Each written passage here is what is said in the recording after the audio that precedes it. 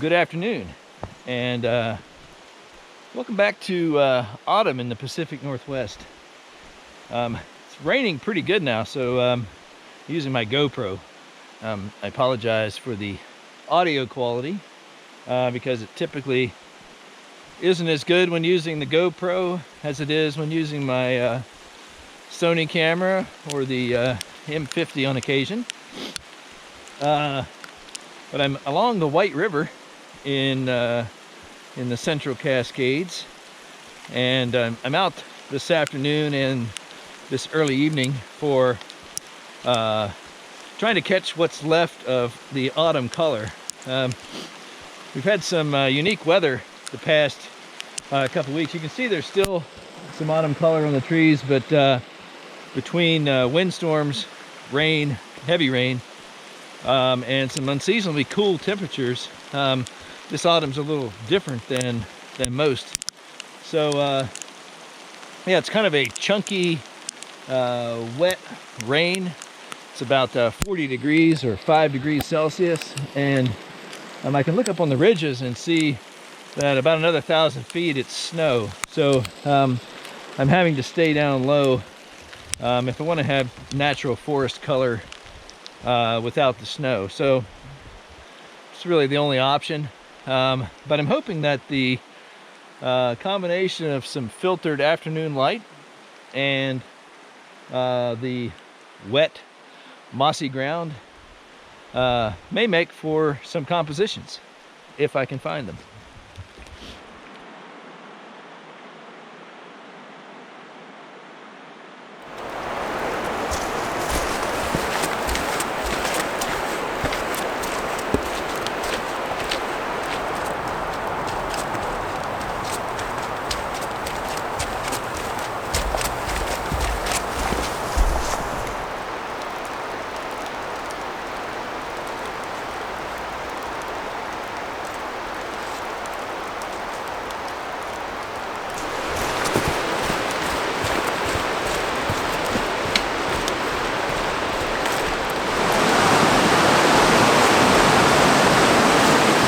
Well, I will be honest with you. I came down to the river here.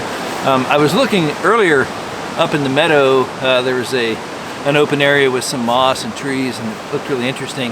But I couldn't find anything there, so I came down here to the White River, hoping that I could find something here, and kind of struck out here as well. So I'm still on the lookout for a fall composition. I think the challenge is a typical fall composition is going to differ from what I would typically shoot as a landscape photographer, meaning that because of the weather conditions and the light, more often than not, it's not going to be a wide vista or grand landscape. It's going to be, finding those intimate little vignettes or intimate compositions. Especially if you can accentuate the fall color or make some interesting patterns. So that's what I'm looking for. I just haven't found it yet. So I'm gonna still keep looking. I got plenty of time. It's still afternoon, 3 o'clock. So plenty of time to find something on this cloudy but still beautiful autumn afternoon.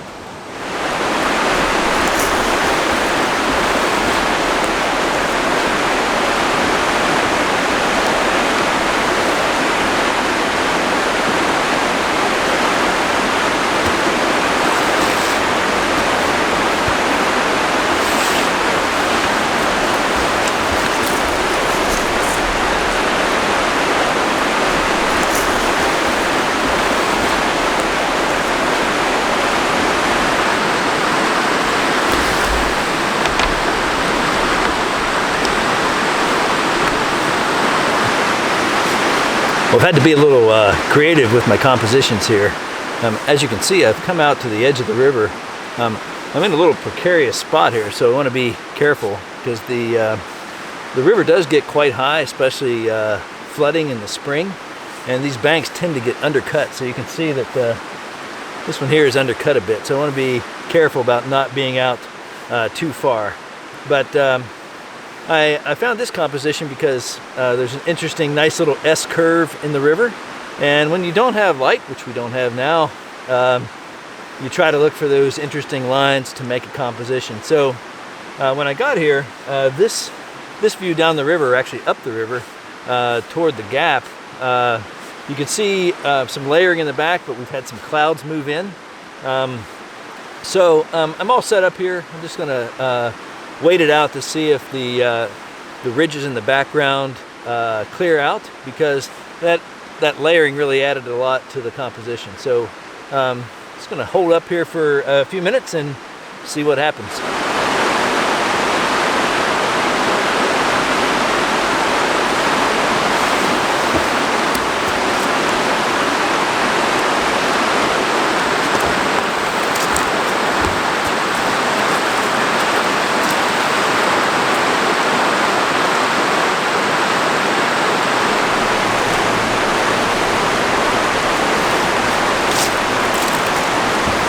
Well, I thought I would maybe come over here because I was looking for some foreground interest to help in the composition, and I did have some foreground interest here with the I guess that's, I don't know what that is. Anyway, I'm not a botanist by any means, but I had some foreground color here that was interesting. But I'll show you right now. The problem is there was a tree on the right-hand side that just totally ruined the composition, and there's really no way around that. So I'm going to go back to where I was and try to make the most of that one.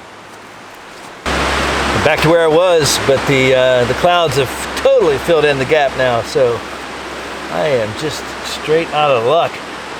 I'll show you what I mean. Here's a shot through the camera.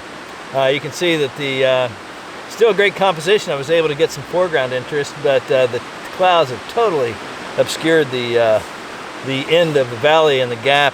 That really added the layering and the interest that I liked earlier. I did take a test shot when I first got here, and so I'm not going to spend any more time at this location. I'll show you that test shot now, and I'm going to wrap it up here and head on up trail to see what I can find further back in the tree line. I think because of the cloud situation and the light, I'm not going to get anything else out here in the open at the river. So here's that test shot, and let's go further back into the trees.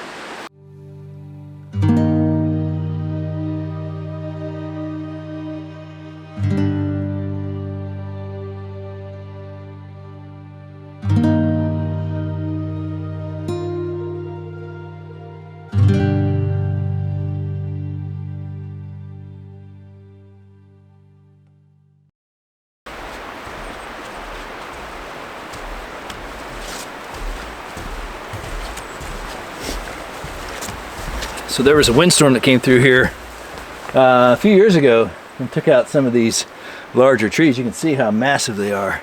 Yeah, these here are probably a couple hundred years old. Massive Douglas firs. Power of nature.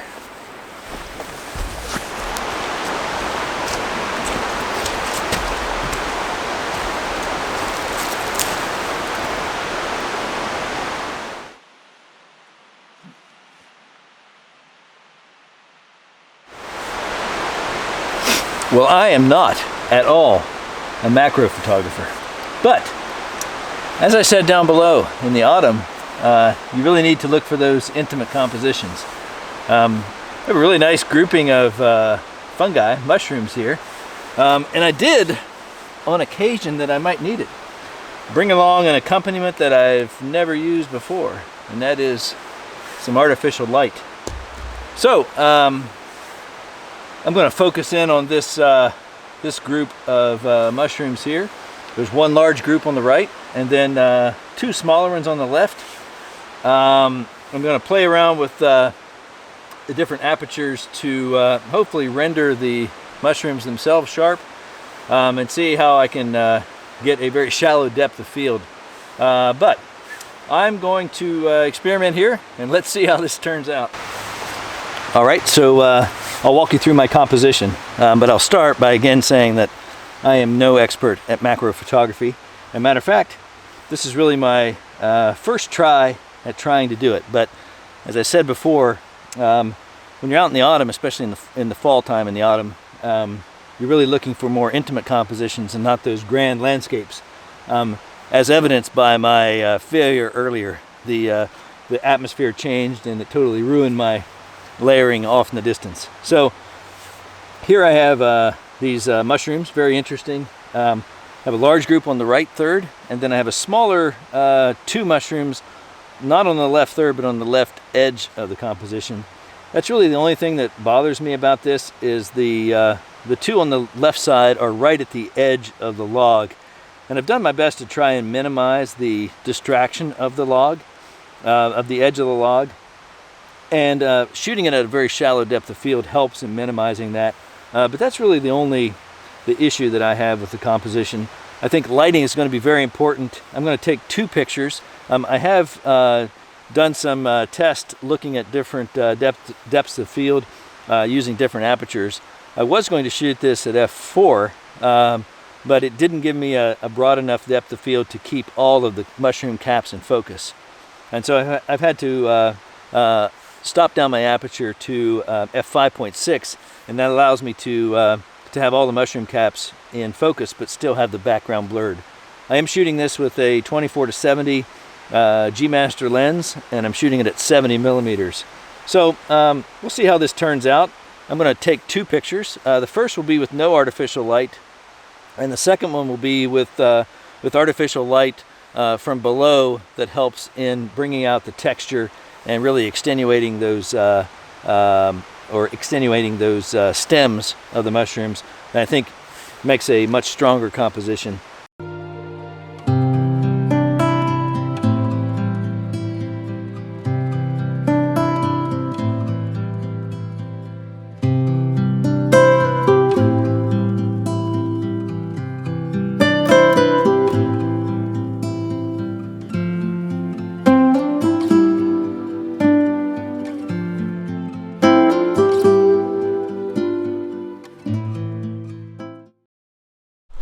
Well, starting to rain again. It's going to be dark in about an hour, and so I'm going to call it for today. This is kind of a strange vlog or a strange video journal, more like an education session for me on macro photography. But if you're still with me, I'd like to thank you for sticking it out, and I'd also like to thank you for watching. But I'm going to call it for now. I got about a mile and a half or so walk back to the trailhead. I'm going to put that camera away so it doesn't get any wetter than it already is, and wrap it up for today. So again, I'd like to thank you for watching. If you enjoyed the video, or if you have any questions, or if you have any suggestions on my macro technique, I always appreciate those down below.